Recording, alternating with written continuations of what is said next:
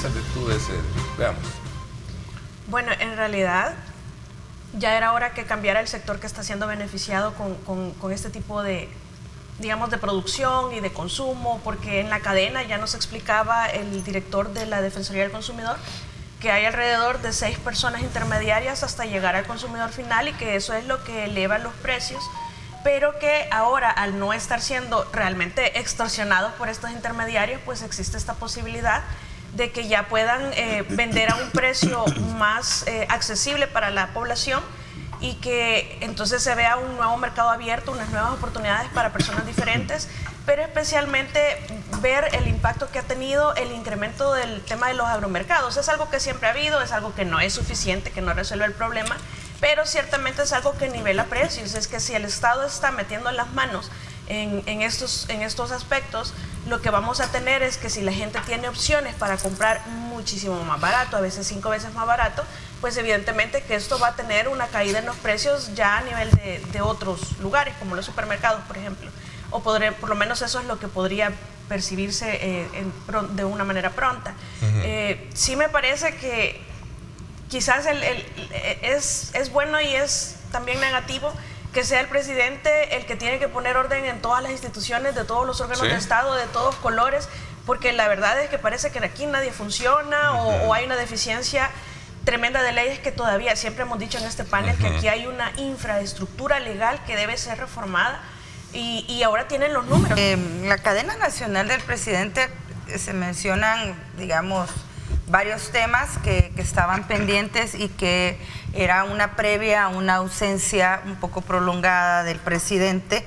El tema de hacer esa advertencia a los grandes importadores, ¿no? Y a estos grandes intermediarios, a mí me deja un sabor porque él dice, ya sabemos quiénes son, ya sabemos qué están haciendo, ya los tenemos fichados, o sea que ya saben quiénes son los que acaparan. Porque hasta han tenido que esperar que pase esta condición para poder reaccionar. Porque si saben que están haciendo evasión, si ya los tienen fichados, no se les está dando seguimiento. Eso a mí me preocupa sobremanera porque es sobreconocimiento.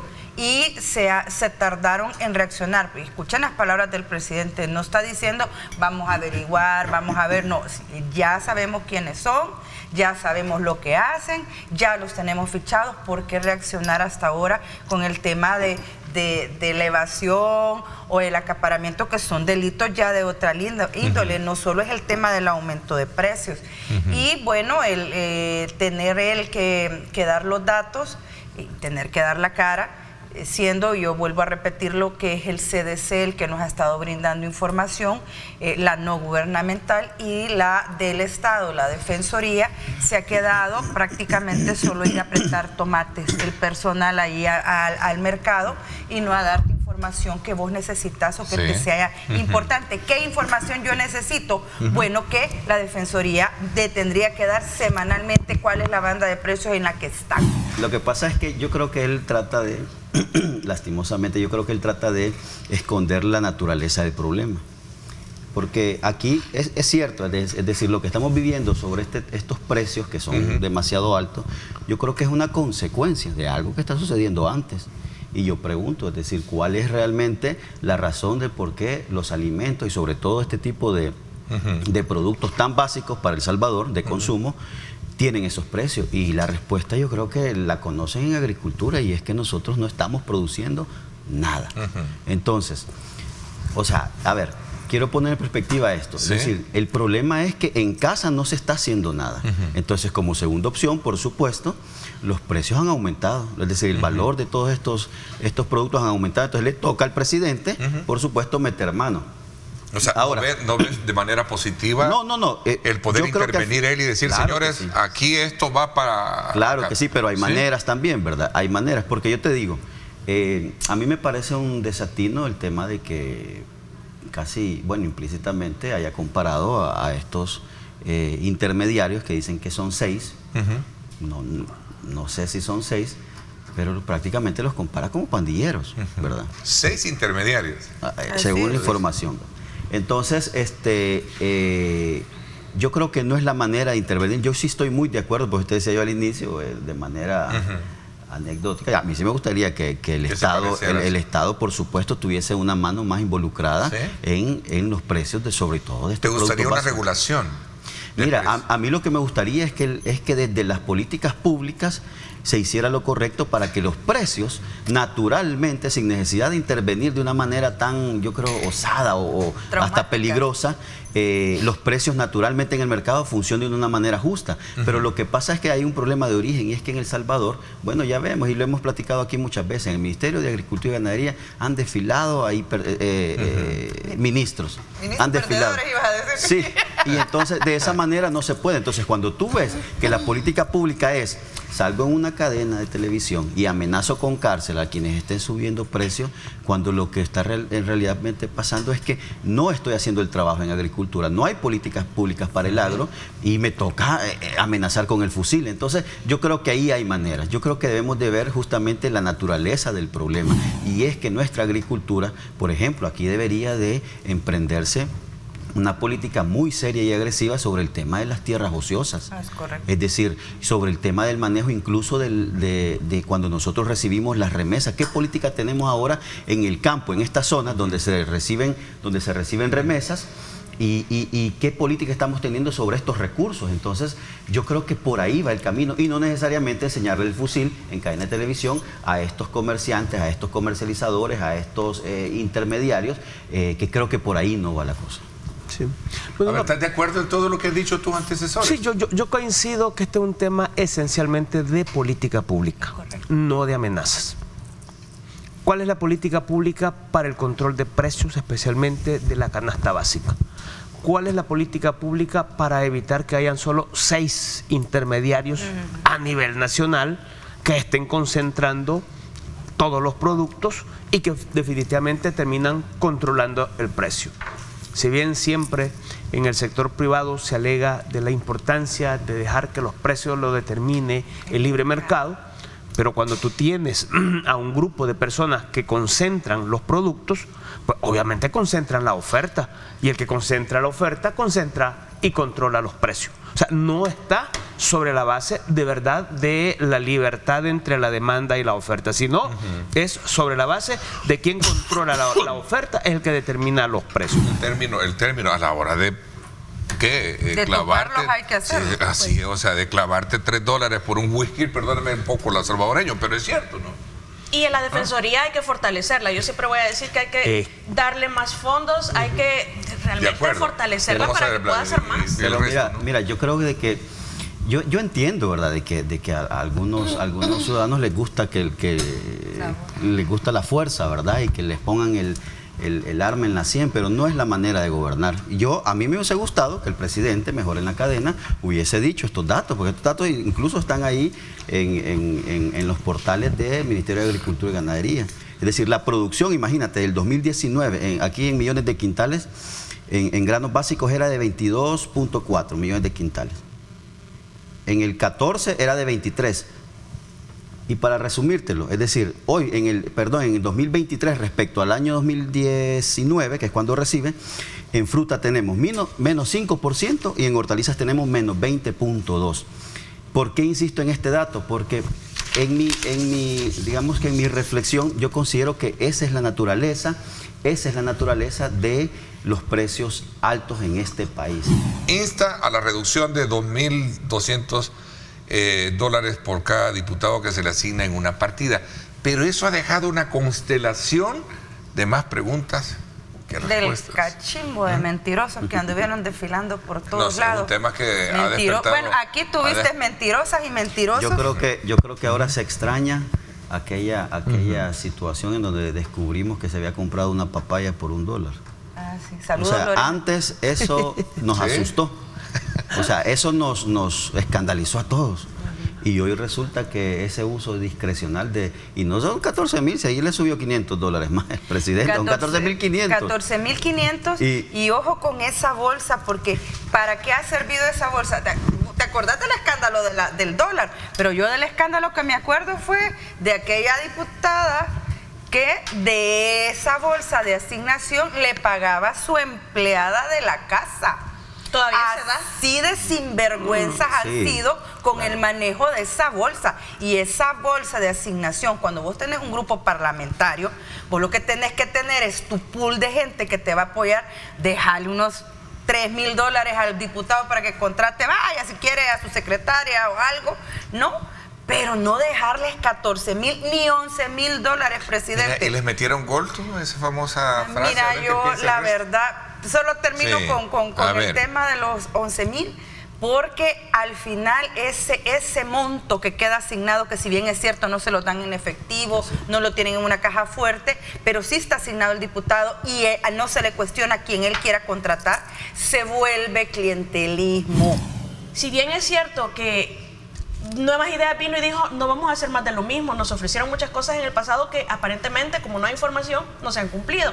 Entonces, lo que sucede es que yo he visto que se ha atacado más en el caso de Claudia Ortiz, porque no te puedes venir a dar baños de pureza y estar criticando a la fracción legislativa oficial y vos haces cosas peores. Ese es el pecado en el caso de la fracción de Vamos, que tú hablas de los otros, pero sos lo mismo. Entonces, al final del día, y Arena, si no muestra también sus planillas, no puedes saber a quién tenés contratado y si el siguiente mes de verdad te hicieron la reducción hacia los 11 ¿Y días. esa fue una trampa al final, ¿crees tú que fue una todos son trampa? más de lo mismo. ¿Fue una trampa que le pusieron a Yo la no fracción sé. de Vamos? Yo creo que hay algo que no nos están diciendo, porque si recordamos en no las hay votaciones, no hay niños para de la teta en la las asamblea. votaciones para la En junta la asamblea directiva no hay hubo tiernitos de un voto extraño Para del golpear partido la de imagen Vamos. de ella. Yo, o sea, Pero lo que sucede es que no puedes venir a decir como jefe de una cartera de Estado, Claro. me metieron gol. A ver, ves. ¿Eso es un no. gran desorden o es una luego- gran luego la irracionalidad? dicen inconcebible. Yo eso que Sí, acabas eso de es decir, inadmisible. Sí. Ernesto, de que si le pusieron una trampa, perdóneme, pero niños de chiche en la asamblea no hay.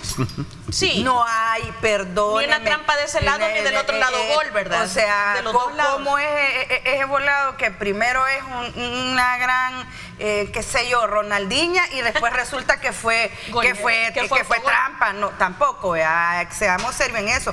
Hay una asignación, ¿por qué se le puso 20,000? Tienen que explicar, expliquen. ¿Cuál es el fundamento de eso? ¿En Mira, razón de tú, qué? tú me estás diciendo que el presidente de la Asamblea Legislativa que le dijo, creo que fue en la legislatura pasada, yo no voy a votar por nada de lo que venga de usted. Me estás diciendo que ese mismo presidente le aprobó a ella $20,000 sin darse cuenta. Y ella votó por él para que siguiera en la ¿verdad? presidencia de la Junta Directiva. Entonces aquí, como dicen, entre gitanos no nos podemos leer la mano, ¿verdad? Yo creo que la Sí nos población, ¿Por qué? Porque sí podemos. No, es que fue el dicho es entre gitanos nos leemos la mano, no nos quieren ver la cara. ok. Ah, sí. cabal. yo creo de que es decir, la situación está clara y la ciudadanía tiene el derecho de saber que atrás de esto hay componenda, ¿verdad? Es decir, hay arreglos, hay negociaciones y eso Sí. se sigue dando. Ahora, yo aquí aprovechando el comentario de ahorro que mencionó el presidente en la cadena sobre eso, a mí se me encendió, digamos, el foco y yo dije, bueno, esta es una oportunidad, ya que el Estado le debe, porque, a ver, el discurso, el antecedente que tenemos del por qué esta legislatura hoy es de Nuevas Ideas y es de una manera abrumadora, es porque dijeron justamente que iban a ser totalmente distintos a lo que nosotros habíamos venido viviendo en la Asamblea Legislativa. Pero yo me puse a pensar, bueno, ahí tenemos una deuda con más de $50 millones con la Universidad de El Salvador. Entonces, ¿por qué no aprovechamos? Porque a mí me parece que debe de haber una reestructuración del sistema organizativo de la Asamblea y me refiero a estos gastos eso es. en el Vámonos tema de los entonces asesores. un poco ¿Por qué? a lo pragmático. Porque Veamos. solo Sí, déjame dime. terminar esto. ¿Por qué? Porque no es posible que a cada diputado como que fuese una aldea, cada diputado y tiene que tener 20 asesores, cuando colectivamente tú puedes tener un staff que asesore. Institucional, un departamento de jurídico. De fracción, correcto. De la Quizás fracción aquí para los que sobran son los institucionales. la debe ser de fracción, pero es que todos los que vamos a espacios como este, y no me dejarán mentir los que están en otro lado, y te toca coincidir con un diputado, si es que traen cola de hasta 5 o 6 personas que le vienen agarrando la cartera, le vienen peinando las cejas, le vienen tomando fotos, le vienen manejando las redes. Yo no sé si usted que votó por esta fracción votó para que tuvieran un pool de gente que está con tema de imagen, pues, nada más. Bueno, yo creo nuevamente que este es un tema de un análisis más estructural del funcionamiento de la Asamblea Legislativa. el tema de la asignación presupuestaria para un diputado solo es uno de los elementos, porque hay que analizar, y bueno, ¿y cómo funciona toda la asignación de personal institucional de la Asamblea? Claro. ¿Quién controla? ¿Sobre qué criterios? ¿Sobre qué base contrata? ¿Sobre qué base despiden? No, porque ahí hay mucho que investigar.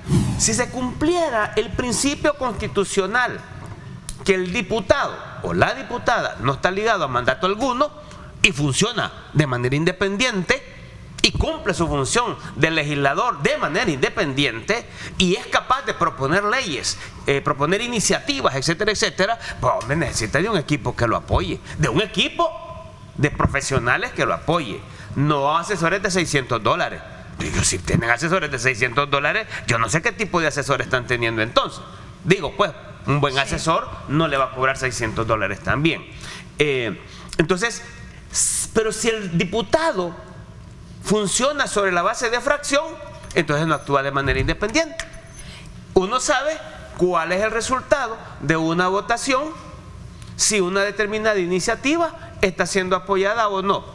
Si una iniciativa es apoyada por la fracción de Nuevas Ideas, ya sabemos cuánto es el mínimo de votos que va a tener esa iniciativa. ¿Correcto? Entonces, no está actuando independiente. Por lo tanto, ¿para qué así como se dijo, ¿para qué necesitamos 84 diputados? ¿Para qué necesitamos tantos asesores? Mira, y la fracción de Arena, ¿por qué no ha salido en este caso los dos diputados mencionados? Deberían de publicar. Bueno, lo que pasa es que allí sí había un pleito entre la fracción de Arena haciéndole reclamo a la junta directiva, al presidente, por el hecho de que, como era que la fracción de Vamos sí tenía asignado 20,000 y ellos tenían asignado 14,000. No, sí había problema, sí habían reclamos.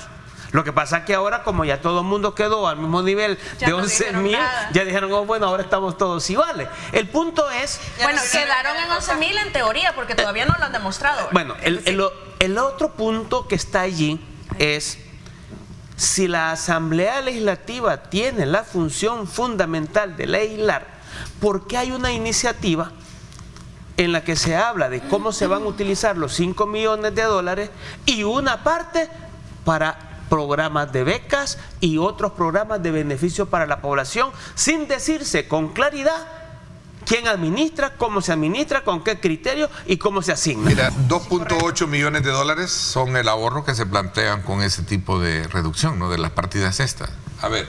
Es que fíjate de que esa reducción sí, vaya, hay reducción de diputados, a partir de mayo hay una reducción en la ejecución del presupuesto.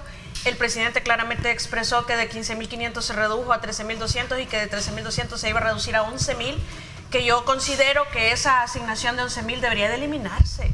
Si es que en realidad, si es una fracción, se les debería de permitir por diputado tener a su equipo quizás de comunicaciones cuando mucho, porque eso es individual, pero el resto de asesores pueden abarcar más y tener mejor calidad de asesores si los trabajan como fracción. ¿Por qué necesitan asesores cada uno de los diputados si al final van a discutir los mismos temas y al final además vienen las iniciativas de CAPRES y las van a aprobar de todas maneras? Entonces eso se llama eficientizar recursos para hacer más. Vamos entonces ahora hasta la Asamblea Legislativa. Bueno, nos quedamos siempre en la Asamblea Legislativa porque hay desde luego dos grandes retos que tienen que ver. Uno, el poder elegir en su tiempo, digamos, correcto, establecido constitucionalmente, lo que significa los magistrados del Tribunal Supremo Electoral. Este es un tema que también subyace el hecho de que también tienen como reto el poder elegir magistrados de la Corte Suprema de Justicia. Bueno, yo creo que el 31 de julio terminan funciones los 10 magistrados, tanto propietarios como suplentes del Tribunal Supremo Electoral,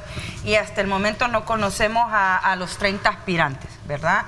Porque son 5 los que van a poner, los 3 primeros partidos, más los 2 de la Corte, y cada quien manda una terna, ¿verdad? 5 por 3, 15, más los suplentes, 5 por 3, 15, son 30, para los que no sabían. Entonces, no tenemos los perfiles, más allá de una lista que se filtró, que dicen que es del FMLN, pero que oficialmente, al menos yo no he visto que hayan llegado, vaya, que está nuestra lista, esto es nuestro... no. Y es lamentable porque a estas alturas, siendo que ya va a quedar acesora la institución, deberíamos de estar ya discutiendo el tema de los perfiles. Pero tampoco deja de ser menos cierto que también los 30 candidatos que han sido enviados por el CNJ, 15 que pone el CNJ y 15 que pone la FEDAES, También acá ha sido un proceso completamente opaco. El CNJ se limitó a pasar una entrevista en Facebook Live que se les hizo a estos finalistas, omitió decirnos qué instrumentos utilizó para valorarnos. No nos dijo qué criterios usó para que quedaran unos y no quedaran los otros. La lista debió haberse hecho pública el día que la llevaron según la misma ley del CNJ y se atrevieron a decir esta gente que dirige el CNJ que no la iba a hacer pública, se termina filtrando. Hay una resolución que estaban cumpliendo de la Asamblea Constitucional de emitir la resolución del Consejo del CNJ de la razón por qué eligieron a uno y a otro no y con cuántos votos quedó. Esa información no la tenemos y perdóneme, yo creo que no hicieron ni siquiera la reflexión porque no habían terminado de hacer las entrevistas cuando ya estaban entregando la lista a la Asamblea Legislativa.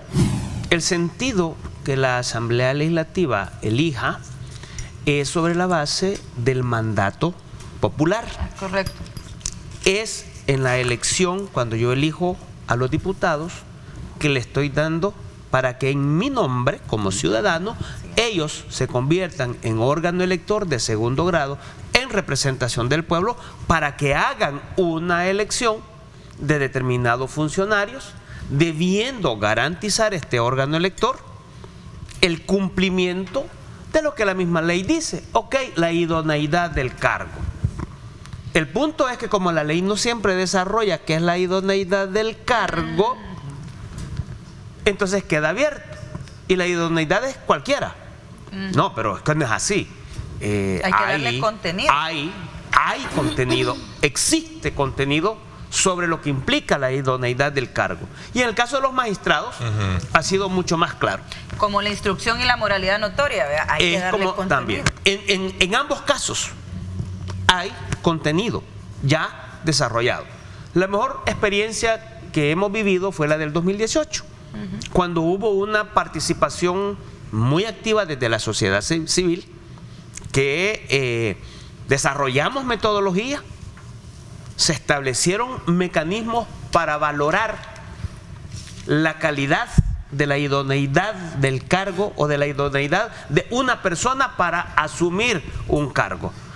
Y eso tenía que ver con la calidad académica, si es licenciado, si es máster, si es de una universidad de El Salvador, si es de la nacional, si es de una privada, ¿de cuál privada? ¿En qué ranking está esa universidad? Si es de una universidad del extranjero. ¿Y de qué parte del extranjero? Si es de España, si es de Chile, si es de Argentina, si es de Harvard, ¿de dónde es? A ver, pero ¿a qué nos lleva todo este planteamiento de ustedes? ¿A que este proceso va a ser de alguna manera, perdón el término, por gusto? Al final van a ser ellos los que van a elegir a los que... Es que ya que es que son ellos los que tienen que elegir. Sí, pues sí, de acuerdo. Así está la Constitución. Esto es incansable la cantidad de veces que yo he mencionado este tema.